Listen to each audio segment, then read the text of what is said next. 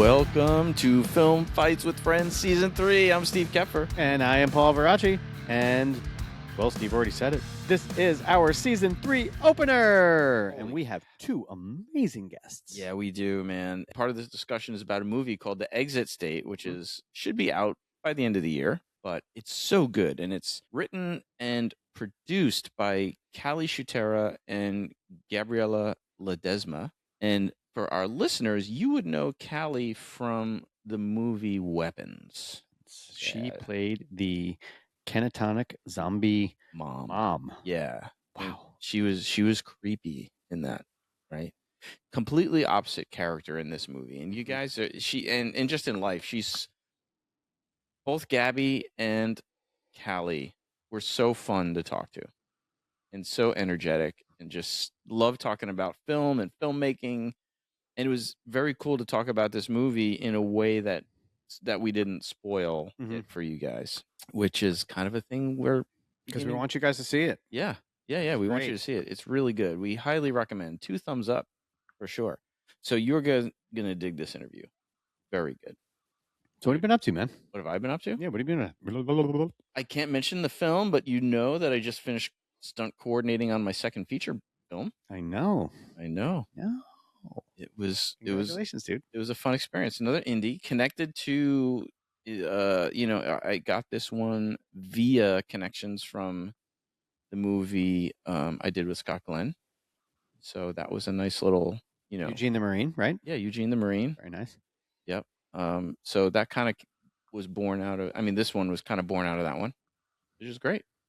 And then you and I both, we can't say anything about it too, but we have another co-stunt coordinating job that evolved out of the Mission Impossible contract that we had. Which is pretty awesome. I'm very excited for this to get started on. Yeah. And what we can say, I guess, is that this is for a pilot episode of a series. Or, this series is going to have 3 episodes as a pilot, like a 3-episode quick run to test it out. And we will be stunt coordinating on one of them. Yep. And I can't wait to talk more about it, but we can't really talk more about it until after we do it. Right. But by the time this episode drops in April, we'll be well into working on that production. So, yeah. And I love training people. So, we're going to get to train some actors here for a couple months and get them prepped for this. It's really going to be fun, man. Can't wait. I'm very excited. Yeah.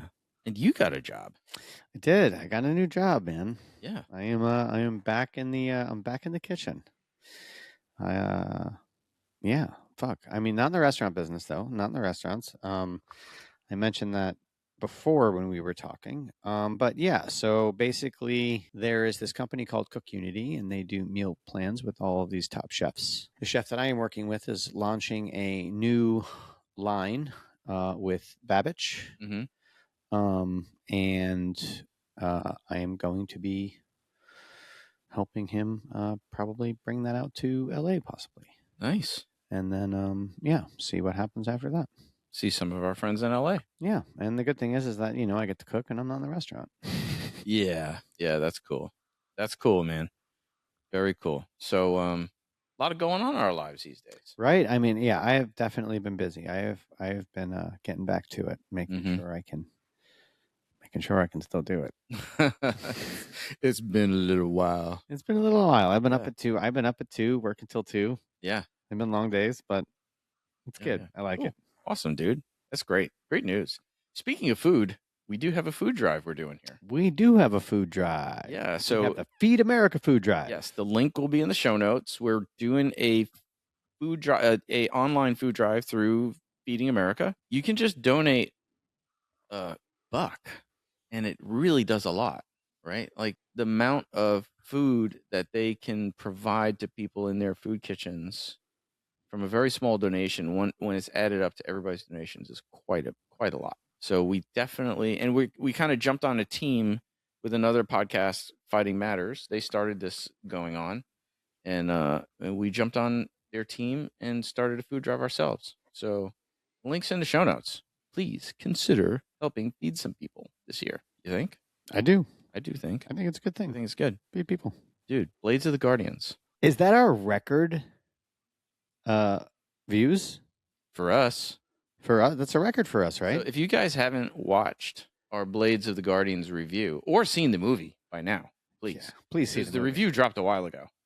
I'll And the link it in the movie's show notes, but you definitely need to see the movie. It's insane. Yun Wu Ping, directorial excellence. The return of Jet Li. Yes. Oh, I mean, Come on. still in top form. Yeah. So good. And for those who don't know, Yun Wu Ping, probably the people who are not into like Hong Kong or Asian cinema would know him from the Matrix series. He was the action coordinator, stunt coordinator, and from Crouching Tiger, Hidden Dragon. Probably one of the Hong Kong movies that made it big in this country. But he's just amazing. This movie is really good. Check out the review. But yeah, we have a record number of views for us on YouTube, which is That's awesome. over 8,000. 8,000. That's not bad. Actually, by the time this episode drops, Maybe we'll get to 10. definitely 9. I think we'll definitely get 9. Word. I mean, 2 days ago we were at like 7.8, All right. and this morning we're at 8.1 thousand. Okay. And there's just so much engagement on it. People are talking about the movie. It could happen. Yeah. Here's a couple of comments about our review. We will share. This one is from Mary Ann. I don't know how to pronounce it. Mary Annie, ANNUY, 5646 on YouTube. Haha, you got me excited about this movie, although I have to say your review actually said nothing except that it's an amazing movie, etc., but must be torture for you guys not to give out spoilers. Thank you guys. Oh, I like that. That was a kind of cool comment. It is We hard. do try our best to not give out spoilers. We try to be relevant without spoiling too much. Very much like this very episode where you guys are listening to now, because we have to talk about the exit state without spoiling it. Right. Which is really interesting. It leads to some good discussions about filmmaking. Here was a comment on Spotify from our past guest, fan of the show, and friend, Lauro David Chartrand Del Valle. He's second unit director and stunt coordinator of Shogun. Thanks, buddy. We love you, man. But he commented on our episode on our Spotify saying, great episode. Oh, this was a comment about not about the Yun Wu Ping movie. This was about our episode with Garrett Schrute. Oh, cool. Yes, on Put Your Big Foot Forward episode, right? So he wrote on Spotify, a great episode that I could totally relate to as we faced many of the same issues on Protectors of the Land. By the way, go watch Lauro's film Protectors of the Land on Tubi, right? Great movie. Cool that you read my review on that episode, and we're reading you right now again. Reading it again, right? Yeah. Cool that you read my review on that episode, and also mentioned my comments on your remake episode because he liked Man on Fire. Which, by the way, you just sent me a thing. Yeah, they're doing a prequel series. Yeah, Man on Fire, which I am actually excited because it's a prequel series. Interesting. Yeah, very interesting. So it's all about Creasy just kicking the shit out of people. Here's the cool part of his comment on Spotify.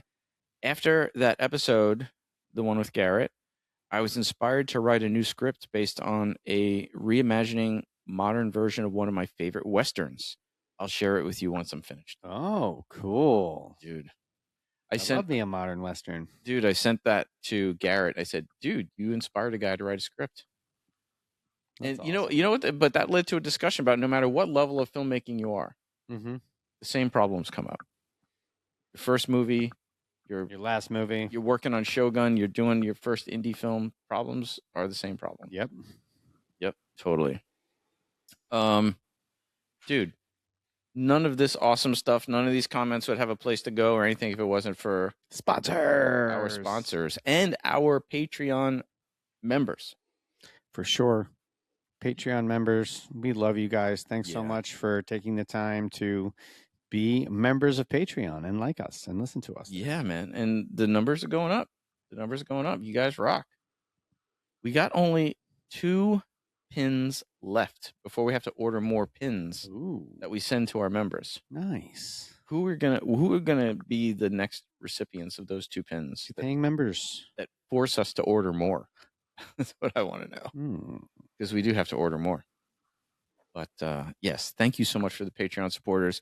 We hope you dig all the Patreon member only content, the cutting room floor stuff, The martini shot. the martini shot.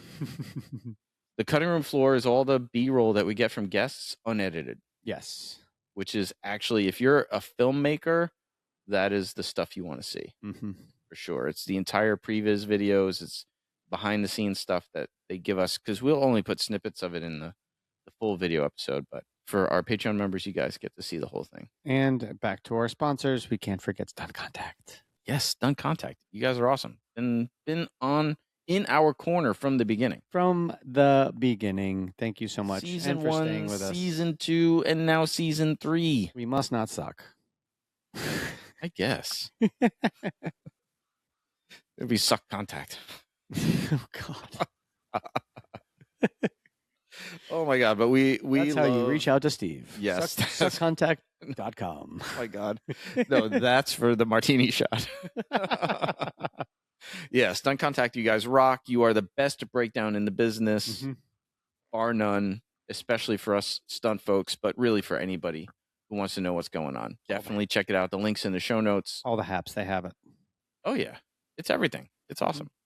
If you want to be on our mailing list, hit us up at fightingwithfriendspod@gmail.com. Or give us a like, follow, or comment, and give us some reviews. Yeah, man, reviews help those algorithms. We like it. Make us pop up on people's feed. Yeah, the IMDb reviews are great. If you really want to help us get up on the search engines, a review on IMDb would be great. Ooh. Apple Podcast, you can review us too. Please. Yeah. And YouTube, you can't review us, and neither you can on Spotify, but you can comment. And we will definitely comment back. And probably read it. If it's a good one. Or a bad one. Or a bad good one. A good bad one. A good bad one. Like, if you really hate us, be very descriptive. And we'll read it. Like when they do in the Tonight Show, when they have the actors read like the shitty fucking tweets about themselves. Yo, dude, remember how we challenged listeners to try and take out Frankie Bay as the number one listener? Yes. McKee. Ooh. You met McKee at the Art of Movie Making Film Festival. Actually, he reached out to me and sent me a message. Yes. First of all, he's coming to make a food donation tomorrow, Tuesday, right? Yes, to our physical food drive. But he has commented, I swear to God, like in the last week, he's commented on like 15 different episodes. Oh, Frankie, you've got competition. And he did, because he had listened to every episode on audio. And he went back, like our last episode, like our season 2, when we reviewed all the episodes of video and audio and who's watching and who's listening. He went back and started doing them all in video. Wow. And he's sending us comments. Dude, the YouTube channel's filling up with comments. Thank you, McKee. Freaking awesome. Frankie, you've got competition, buddy. Step it up, Frankie. Jeez. Well, Frankie still comments. He was still like, dude, every episode, the first day it drops, he's on there. We love Frankie too. He's the man. Yeah. So as long as you two guys stick with us, we're good to go. That's all we need. Yeah. What do you say we go talk about Frankie and McKee? Sounds like a series. I think we exit here and we talk about the exit state. Oh, that was nice, dickhead. All right, let's bring in Gabriela and Callie. Dude, thank you, Gabriela and Callie, for being on the show. We're so excited to have this discussion, man. I literally drove here at the speed of light to make sure I got here. Yeah, Paul has a new job on Saturday. And then I realized I didn't need to when I got here. What? What's the new job? Well, I'm back in the kitchen again. So if you don't know, I was a chef for about like 25 years before I got into stunts and stuff. So I was a professional in the chef world, and the industry's a little slow, so I went back to work. But the good thing is that I'm not in the restaurant, so I'm in a kitchen, kind of doing management stuff. Yeah. But still, actually, a lot of cooking. So he was Jimmy Buffett's private chef. Oh, okay. Private chef is the way to go. Spotted Pig. He actually, did you guys watch Black Rabbit on Netflix yet? I don't think so. No. Oh, it's pretty accurate, sort of telling of the Black Rabbit restaurant story. I mean, well, of the Spotted Pig restaurant story here in for New most York of City. it. There were like 3 restaurants combined into one for this, so it's insanity. Yeah, we had somebody on here from the show, but it was because Paul like worked there when all that stuff was going on, so it was like kind of Okay, now we have to check it out. Yes, the only thing we've seen it is the bear, and the whole time we were like, guys, just close the doors, man. Like, season 1, season 2, guys, come on, wrap it up. It was starting to give me anxiety. I was like, you guys are bad at running the restaurant. Yeah, so that's when we're like, okay. And plus, like just if we're gonna go into the bear for a minute, like it was so good. The performances were amazing, but the family arguments just gave me so much stress that I was I can't take this anymore. That show was after the first season, I couldn't watch this. I'm like, no, this show's kind of triggering for me. I was like, I need like once I saw the most accurate. There was a lot of accurate stuff in that show, but what blew my mind was the him drinking out of the quart containers with ice. That's what I'm saying. At that point, I'm like, she couldn't keep up on season 2. At least I try a little bit, further out. But I was like, guys, come on, what are we doing here? I'm with you though. The performances were fantastic. I just felt like I was trapped working in the kitchen. Yeah. It was too good. And to be a comedy, it was hard to laugh. Well, that's so true. But that's like half the stuff classified as a comedy these days. I'm like, really? Mm-hmm. Really? I didn't laugh. It's all right. But speaking of non-comedies, let's talk about your movie, because although it has some really funny parts, it has some pretty funny parts though. Yeah. So for those listening, you haven't seen this movie yet. It's not out yet, and we're curious to know where you're standing with all of that. We could talk about that later, but yeah, sure. Give us the log line to let people know kind of the context that what we're talking about here. So it's a group of 6 strangers who are trying to escape the U.S. under an increasingly powerful authoritarian regime. And they arrive at a safe house before trying to cross the border into Mexico. And the safe house turns out to be a little less than safe. Yeah. I mean, I've been explaining it to people like it's almost like reverse coyotes. Like these are coyotes bringing Americans to Mexico. Yeah. Not the other way around. Yeah. Mm-hmm. And all shit breaks. Everything goes crazy.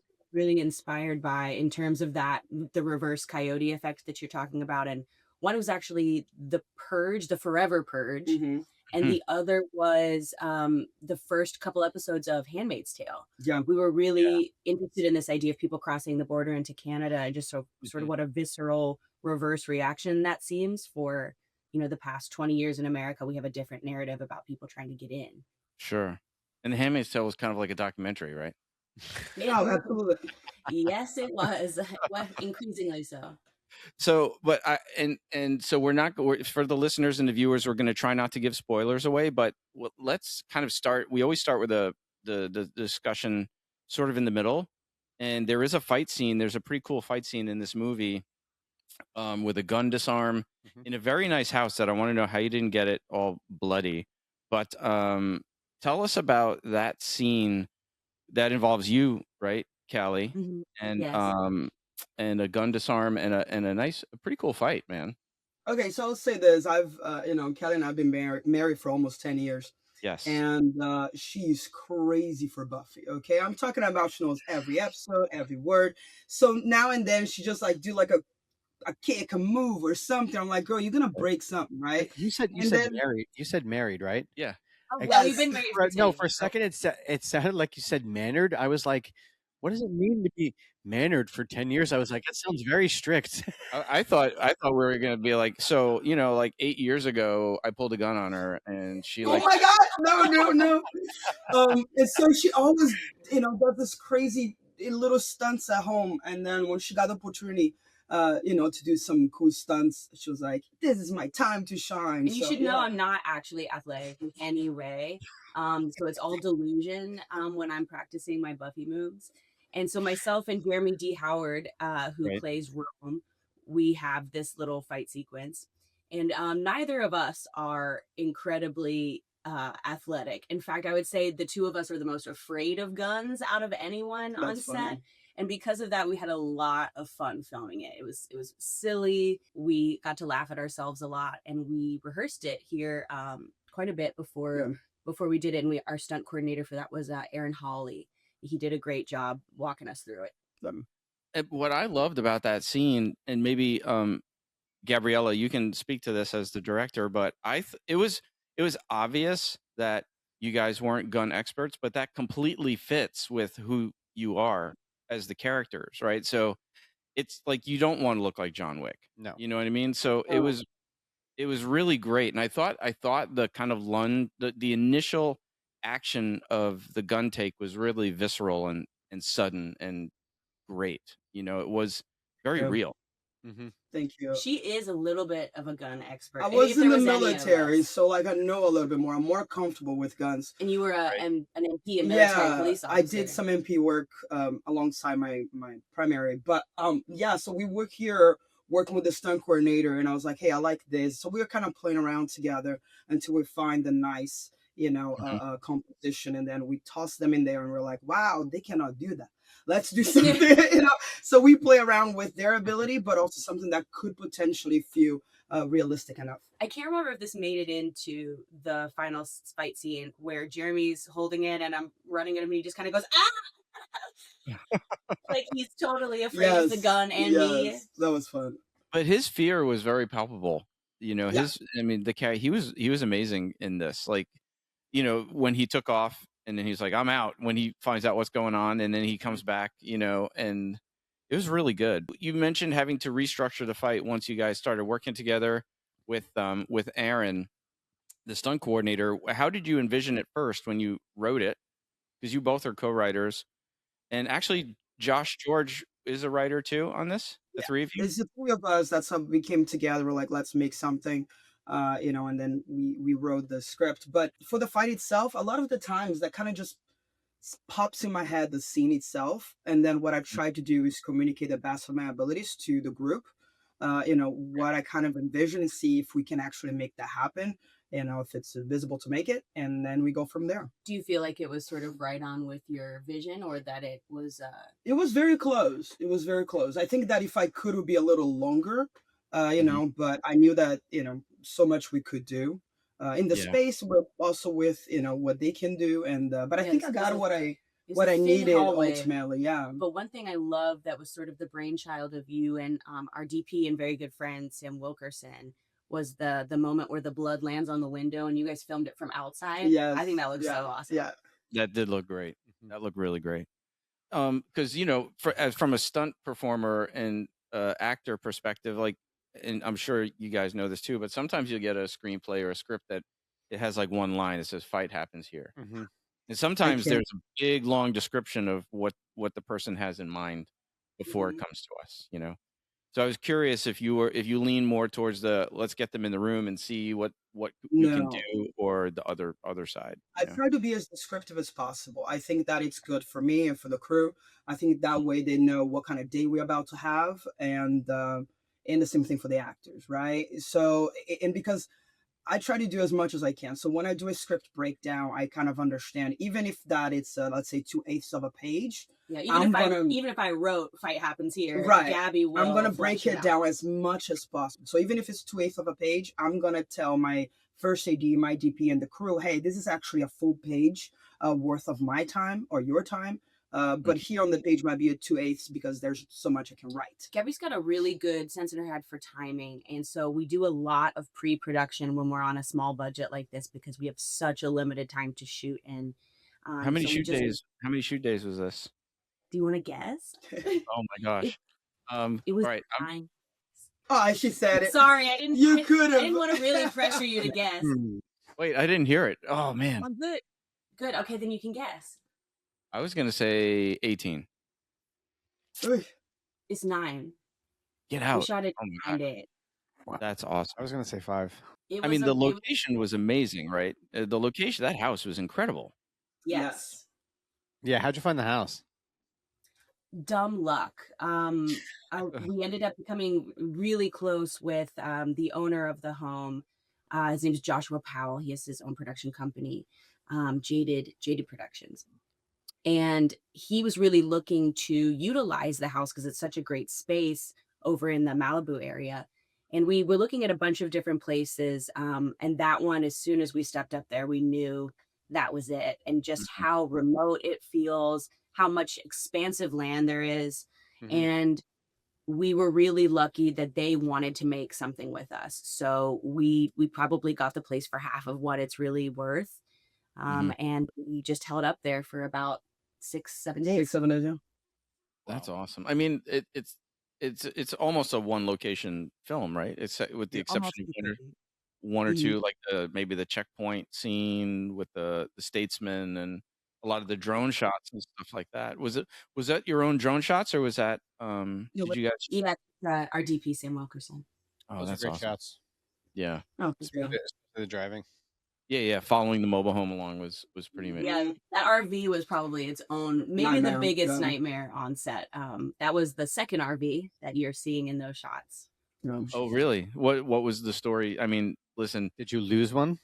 Well, we did. I wish we lost I it. cannot tell much about it because we did have problems with the person, but we didn't Gotcha. receive what we rented right in the proper way. So It was maybe not functioning at yeah, all. it wasn't. And then maybe 7 hours before they actually had to have the van on set to shoot, we had to find a new van. So we had about 7 hours between Oh my midnight, 3 o'clock in the morning, and then we need to shoot at 9 o'clock in the morning. Yeah. And we got saved by someone, and then she was like, "Take the van." We did, and we started shooting. We finished our first shoot day like a 14-hour day altogether with driving and everything. And I was in bed texting people on different RV rental apps, and I said, "Hey, I need somebody to pick this up at 7 a.m. How much money can I throw at you? Because we don't have a lot." I was getting the certificate of insurance ready to go. That was the scariest part of the shoot for me. You mean getting the insurance, or just this whole? No, getting the RV because who's gonna answer at 2 o'clock in the morning? Yeah. There was someone who happened to be I think she was a location manager, so she was getting up around the time I was texting her. At 2 or 3 in the morning, and so she understood our needs. She was an industry person, so she sort of knew the schedule we were on and why we might need it so suddenly, and she let us come pick it up. Wow, that's super lucky. I guess it's a benefit of filming in LA, right? Because so many industry people, like, pretty good chances somebody's going to understand your situation. Very true. Yes, absolutely. Yes, and I think that's also the pros of shooting in LA. We understand how much more it costs to shoot around here, and at times it's a little much, but those are the perks. And you don't have access to, not just because of the industry, but you just have access to so many more like props and locations and vendors, crew members. Yeah, so even if everybody wants to be a part of your movie, in Dayton, Ohio, they just might not have what you need. Yeah. Or the experience that you want from a crew member, right? That you might have a great person in Dayton, Ohio, but with a lot less set time than somebody that you would get by you in LA or any of the big hubs like New York, LA, or something like that. So writing this I was going to say, writing this a year ago, how often are you guys just like sitting down on the couch watching TV, like just hitting each other in the arm, watching the news? Like, oh my God. I don't know who yesterday or 2 days ago said, it's an authoritarian regime. And I look at her, Callie, and I was like, there we go. Yeah, you're using our words. Oh, it was Jane Fonda. Well, Jane Fonda. Yeah, I was like, oh, here we go. It's we really kind of thought we were writing a worst case scenario script, and this is back in April of last year is when we were doing the bulk of this writing. And by the time we shot in August, we were looking at each other saying, this is tomorrow, this is next month, and it all feels really on the nose now that it's will premiere around at the time all this stuff is happening. Yeah, when is it premiering? What's the situation with that? Yeah, so right now we're talking to distribution and sales and get the trailer going. So hopefully we get this going within the next few weeks and start have some negotiations. See what happens. We're still a little early in the talking phase, but we have I a was gonna say, general outline to premiere by the end of the year. how Awesome. does the whole distribution thing work? That's You know, it. like Depends on- how does this happen? How do you guys get your movie out there? I mean, are you looking to do theaters? Or are You you going know, right to streaming? Yeah, I was gonna say, like, how do you get on Amazon, Netflix, and Gabby just saw what did you see last year? Undertone. Undertone, which is a $500,000 movie that got picked up by A24 and went to theaters Yeah. and is doing pretty well for its budget. And for us, our first 2 feature films went straight to streaming. And our first movie, we were lucky to have a really great sales agent, and we got picked That was up by Blue, correct? Pictures. Yes. Yeah. And our second, we went straight to distribution with a different company, and they also took it internationally. And so we're sort of weighing our options this time. Do we want to go with one of the distribution connects we already have? We do have offers already on the table. Some of them are personal connections that people within our team have. Some of them are people we just reached out and said, hey, we think this is a good fit for you guys. So I guess to answer your question, a lot of the distribution is similar to a lot of other aspects of filmmaking where you just reach out and you say, you don't know me, but I think that we would work well Right. together. Take a look at this. Yeah, I was a producer on a film that called Artist Unknown. If you guys want to check it out, it's on it's on Amazon, but and a lot of other places. But we yeah, after the festival run, Cinder, our director, got like a bunch of offers from different distribution agents. We picked somebody up that we chose somebody we thought was honorable, small kind of boutique company, and then it was insane. Like, they were like, look, we're going to give you every offer, no matter how shitty or how good it is. And it's insane. Like some of these offers that you get that are like preying on young filmmakers' desperation to be seen. Right. Absolutely. Like and then you get some decent offers, and we chose one that we thought we went with indie rights. Right. So they were pretty good and got us out there. But, it's a crazy process. And I was just sitting in the meetings a little bit more of a fly on the wall, and letting our, Cinder and our lawyer do most of the talking. But it was crazy to see some of the bullshit that people offer you. Yeah, absolutely. And I think, like you said, there's like 2 sides of it. There's the company that will just work hard enough to make back their marketing cap budget. And then there's other companies that will actually charge the filmmaker to Yes. get their movies on platforms. And ultimately, they're making their money that way from the filmmaker, when really a distributor or a sales agent should be working on commission most of the time.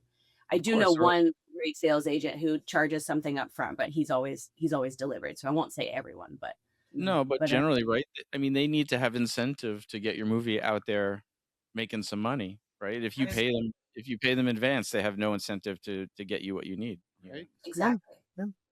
But so you talked about, this is your third feature with Poison Pictures, correct? That's correct. So tell us about Poison Pictures. Well, we started it about the time that we met. Almost 10 years, right? Almost 10 years Yeah, ago. for Poison Pictures, yeah. And we started it to create what ended up being our first film, which is actually Gabby's master's thesis. So we didn't know how far we were going to be able to take that film. Gabby always believed in it. She was like, no, we're going to make this. We're going to sell it. And I was like, I don't know. Can we do that?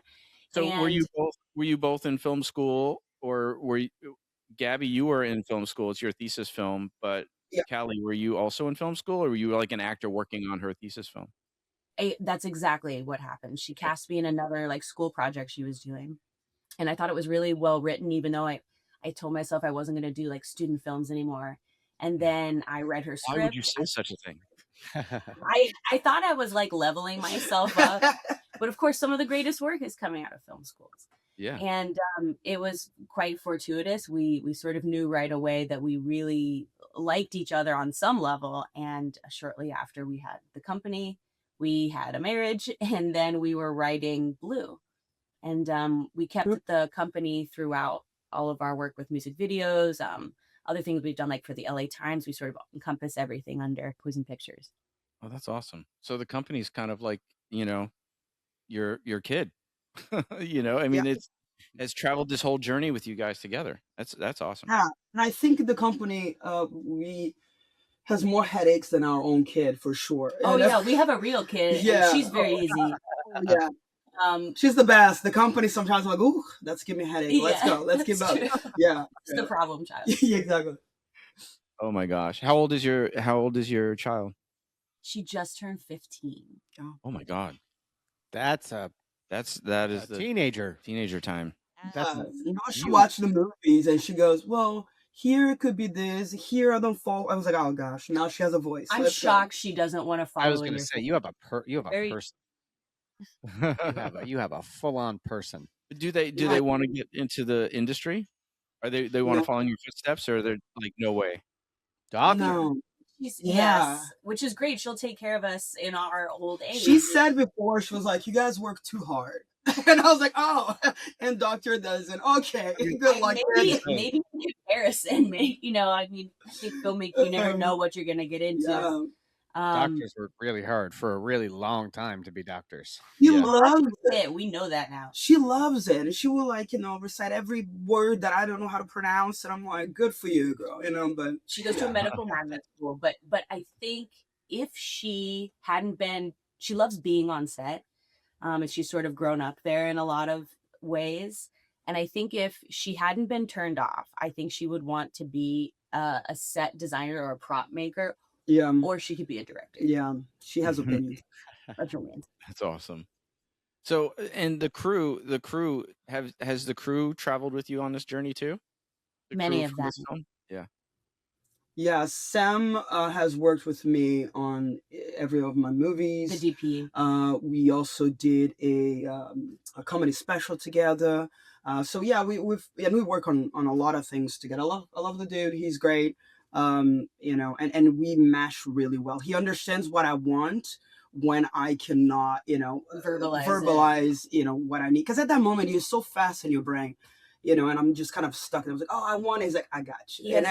He gets it. They have a great report. It's fun to watch. Sometimes they're not even finishing sequences. Right. And then some of the crew, we don't keep everyone. We're not fans of saying we've worked with you once, we'll always work with you. We always want the product to be the best it can be and the set vibe to be the best it can be. We're really big proponents of happy crew, everybody enjoying their work. But there are a lot of people that we have traveled with. That's cool. I mean, something you got to choose based on the film too. I mean, some camera ops are good for this kind of film and not that kind of film, or it's the same with all crew members. So another question: when you guys when you write, do you write with yourself in mind to star, or does that happen? Or are you right off the bat, you're like, I want nothing to do with this. This is for someone else. Because our project right now, Steve and I are like, I don't want to fucking be in it. It depends. Like sometimes this was a fun one because I got to choose. I knew I was going to be in this one. So I decided to write a character that I really wanted for myself. And that went into the entire plot construction. Was Josh and I both really wanted to create a character we wanted to play. But a lot of times we write scripts for other people, or we collab with other people on their scripts. And it's fun to just keep that completely out of your head. We have a script that's with a boutique media management company right now that there's stuff in there that I think could be for me, but I didn't write at all with that in mind, which is sometimes really freeing. But I do like to write either with the person I want to cast in my head. Which is always Sandra Oh, by the way. I love she's so funny. Everything that she writes, every script she goes, I hear Sandra Oh right now, like, good for you. And I'm always right. We'll make sure she gets a copy of this episode. That's awesome. But so how did Sharon Lawrence come to, for those listening, we haven't mentioned it yet, but Sharon Lawrence is in the film. Mm-hmm. Most people would know her from NYPD Blue, Shameless, a bunch of stuff. But how did she come to be involved in this production? So she is friends with a gentleman who was trying to help us look for extra funds for the movie. And the funds didn't materialize, but he brought her name up for this part of the woman. And he's friends with Josh, so Josh kind of, Yeah. domino effect in some sort. Yeah. And I loved her. I've seen her work, and I thought she would be perfect for the role. So we did audition other actors for that role. As backups, and then we got her contact information through this sort of sales guy, and basically just put out our best pitch. yeah. And we gave her all the information we had. We showed her the house, and we said, we think you would be amazing this role. We can one day. And she was into it, and she joined the team. I mean, she was really good for that role. Don't want to give it away, but I know. I'm looking at her the whole time like, don't give it away. Oh no, she was great. Yeah, yes. great. It was great to work with. I love the character. So, hopefully, we have a sequel that we can bring her into, or a prequel that, something like that. Did we, or can we ask what your budget was? Sure. Yeah. I'll tell you. What's your budget? You can give us a tier. Was this a UL ultra low, or a modified low, or a just a low? It was ultra low. Cool. Yeah. That's awesome. It doesn't look like it. No. It looks we were saying just before when we were cinematography is great. Yeah, absolutely. It doesn't look like. Yeah. I'm so glad you guys think that. And I would say that we probably would have entered modified low budget in terms of the value. Like we said, we got the house for about half of what it's really worth. Then a lot of great people came in, not only because we know them and they like this script, but a lot of people believed in the project. Was like, hey, let's make this, let's have fun, as a family unit. And even with vendors, we've just built up a nice rapport doing, like high budget music videos. And we said, hey, we appreciate everything you guys do for us. I need this camera. I need this Alexa. I think I said, like, hey, I need this Alexa for $1,000 or something like that. Yeah. And then I need the lenses for like $500. No, it wasn't that, but it was similar. Yeah. I mean, the whole collaboration with this whole discussion makes me think of how I feel the future of filmmaking. Like I feel like and you guys can comment on this, but that we are going to see a renaissance of independent film like this, considering the state of the industry right now. Because people want movies, people want good movies, they want good stories. And if the studio system's crashing, but movies like yours are coming up, and it's amazing, and it's going to fulfill needs that there was a huge, I always like to say, in the Kim's Video era, there was just a huge boom of independent films, and I feel like, and I have for a while, but now again, I'm definitely leaning even harder that way, that we're going back to that. Yeah.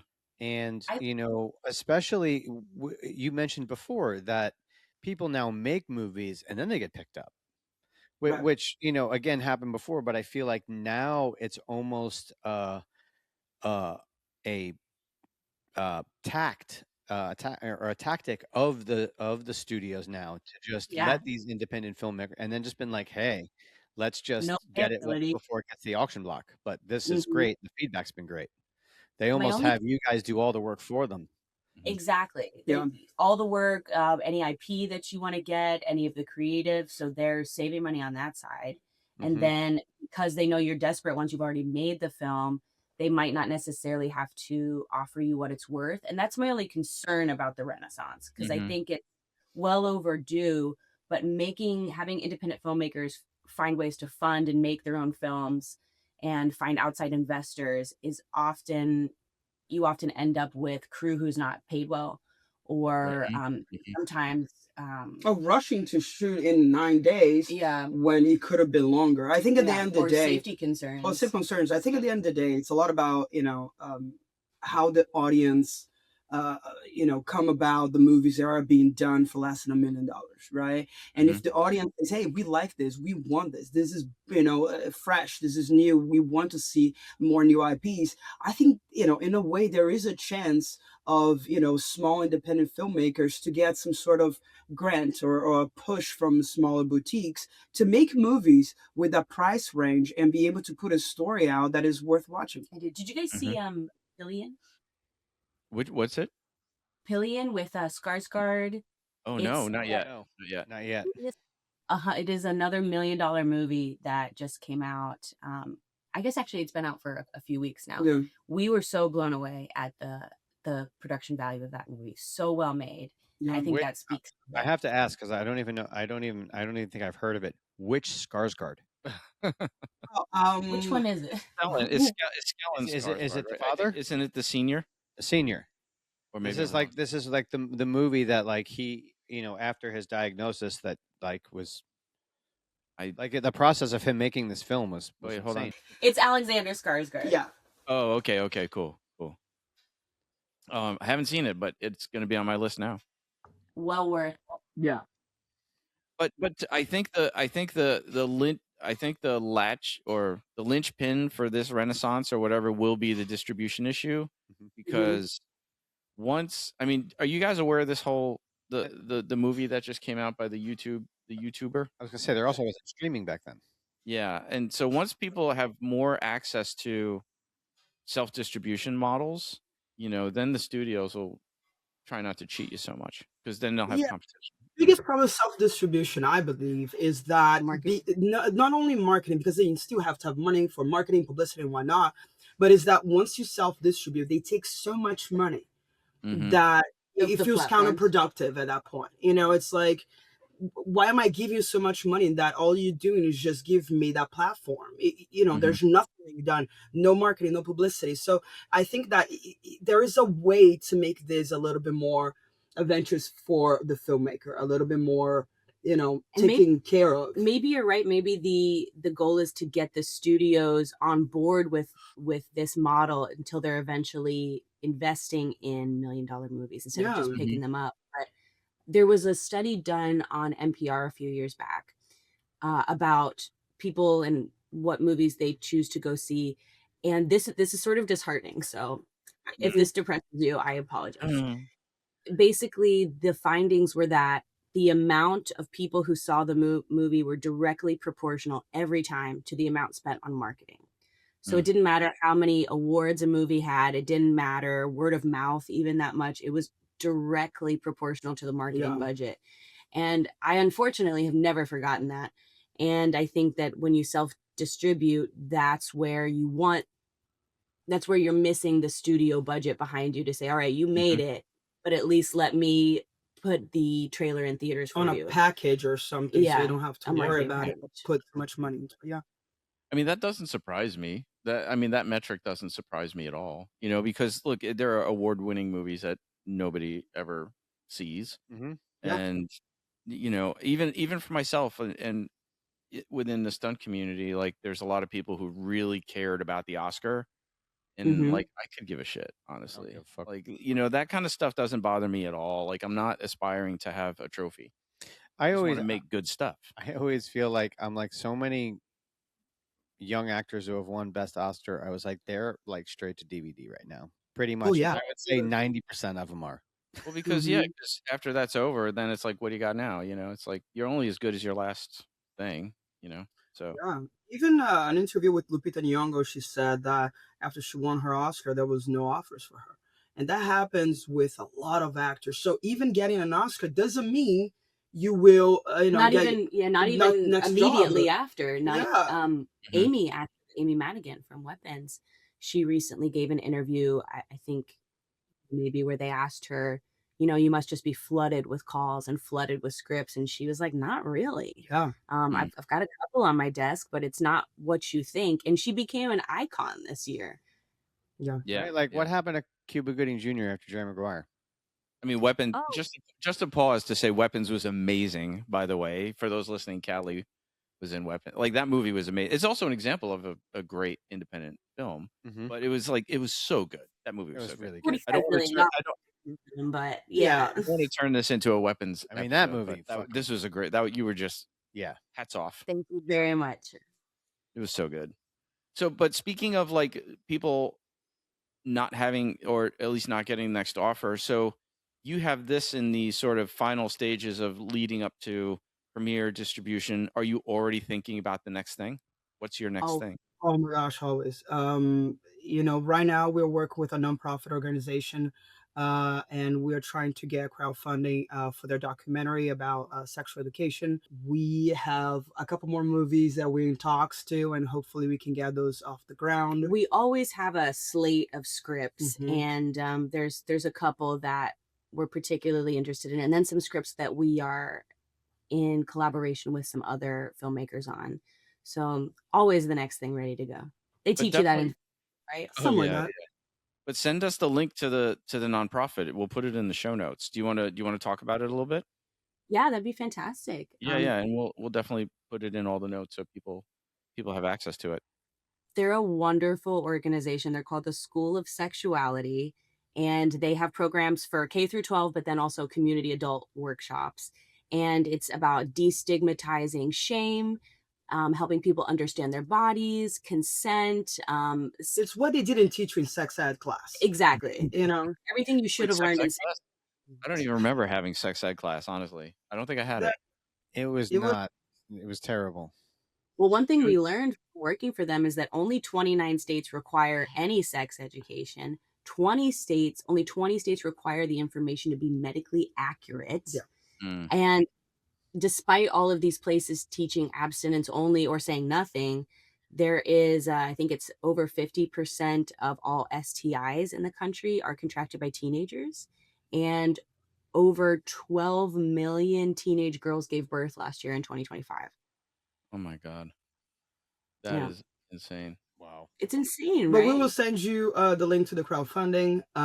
Please do. And then once the crowdfunding is done, we will hopefully hit the ground running with the documentary. We have a gala happening in August for them. Oh yeah, we should get you guys know? tickets to the Vulva Yeah, Gala. that would be fun. And yeah, so Have a reason to come to LA. It's in LA, I imagine, right? Oh, you guys are not in LA. Yeah, we're in New York, man. When I may be It's- in LA soon. Yeah. I will tell you guys later, like exactly the dates, but it's in August. It's and then, worth a trip out here. There's a Yeah. vulva fashion show. And there's a lot of good stuff. There's a build a vulva workshop. I think they're going to add a build a penis workshop as well. Helping Let's everyone do understand their anatomy. I'm like I know Like, how to how build a can penis. you pass that up? That was the pitch. Like that pitch just sold it. I'm right like, build a penis workshop. I'm just like, I have so many questions. But Good. definitely, Yeah, Yeah. that's we we kind of pick and choose who we can put our time and effort into, and I think Sure. that they're a great organization. And that's the whole goal. People have questions, and a lot of times we feel a little like prude about asking, and No, they you make feel I bad am. asking. but they make it in a way that is fun, and and you feel less shame about it. And having a 15-year-old daughter, it's very clear to me that I want her to understand herself and to not have any questions in that realm and to feel empowered. But I Mhm. don't think she wants to hear anything from us. No. I think that Right, this is right. the organization that Yeah. should be teaching that kind of thing. I mean, I grew up. My mom's a biologist, so I got all the real deal right up front. It was Yep. like here's a couple books, and then if you want to talk about it, I'm here. Like, but all my family is full of scientists, so it was always very straight up, the straight dope. My older brothers were 10 years older than I was. That's what I had. That's how you learn. Oh no, I'm so sorry. Oh my gosh. Yeah, definitely send us that stuff. We'll put it in the show notes. That would be do. awesome. This has been and I was gonna say, and I remember sex education, which was just weird fucking videos of STDs. Yes, Exactly. that's it. Yes. Just weird videos of STDs, just scaring kids to like not have sex, and didn't really tell you anything about sex. It was just like, don't have it. No, I don't think Yeah. I legit don't think I had. I don't think I had it. I legit don't remember it. Like at all. If I driver's had it, ed I back don't in the remember. day, they showed videos like blood flows red on the highway. Like Oh, now, yeah. now it was just like pictures of just like STDs and like grossness. I did have to watch the Reefer Madness thing though. I remember that. Oh. Wow. Yeah. I'm old. Come on. Oh my god, this has been so great. and you have to keep us up to date on what happens with the exit state. I love it. We definitely will. And maybe we can do another episode when it's officially premiering and we can break it all heck down. yeah. And well, we'll do a movie. We'll do a formal review of it. Ooh, too, yeah. for our YouTube. That would be great. Yeah, and you let us know when we can put it out. Because honestly, it was like, based on the description, it was really, how do I say it? I was pleasantly surprised. Like, I didn't expect what I got. You know what I mean? It was like, I expected more of like when we first got when Rich first sent us from Andy, from your PR guy, the information about the movie and everything, I was like, oh, this looks like it's going to be an action film, like a escape, like Civil War or something it totally, and then it turned out to be so much more of a blank, a thriller, horror. Mhm. Like, how would you what would you put it in? What genre? I Almost- put Yeah, political thriller. yeah, political Political horror. thriller. Little but- bit of black comedy. Like it was darkly hilarious. I'm so Dude. glad you said so. The way And- Josh is a great psycho. I mean, Vince, Josh playing Vince is a great psycho. He's totally He's- psycho. Fantastic in this movie. Yes. And I don't know, you could tell him this, but I kept saying, because my wife watched it with me, I was like, maybe he heard this before, he looks like a Duplass brother. I was like, he looks like one of the Duplass brothers. I kept looking at, like, this is like if the Duplass brothers had a psycho other brother. Yeah, Or like I'm the gonna let him know. Psycho-Aryan That's brother. great. That's a great. Yes. He got to help write that part for himself, and we Yeah. were so glad to see something that. It's completely different than him. He's Yeah. the nicest goofball. He's I so love him to sweet. death. And then sometimes, we were shooting and I'll look at him and I'm like, oh, buddy, okay, let's it's like let's go for a walk. He scared his girlfriend. He scared his girlfriend. Yeah, like it was Oh, cool. Really? I mean, he's just so talented, and I think the range of emotions he goes through as Vince is fascinating and is such an interesting arc of a really particular kind of privileged guy. And Yeah. I'm so interested in what he did with this character. Yeah. Well, and the obsession over Cindy who plays Tori. Yeah. Well, Cindy plays No, Zoe. Yeah, Yes. Cindy who plays Zoe. Zoe. Zoe, Why did I say yeah. Tori? Yeah. So she was great too, but his obsession, it was totally psycho. Mm-hmm. Yeah. But I like how it was just he played it so normal. Yeah, Like some he kind had of kind. like sometimes they overdo the crazy. No, he didn't overdo it. It was just right. It was He just right. literally like all of a sudden was like, "Yep, we're together. We're good. This is us." Yeah. It's like, oh, there was like no manic. She's like, Yeah, it just clicked. I was like, that's creepy. Like, I still don't know, where he lands. I don't want to give away the story, but I don't know, because he's got these two sort of feelings pulling him with his obsession, like what he has to do and what he wants, and I'm not sure where he landed. Like, I'm still like, I'm not sure what he wanted to do really. Well, and also, sorry, no, go ahead.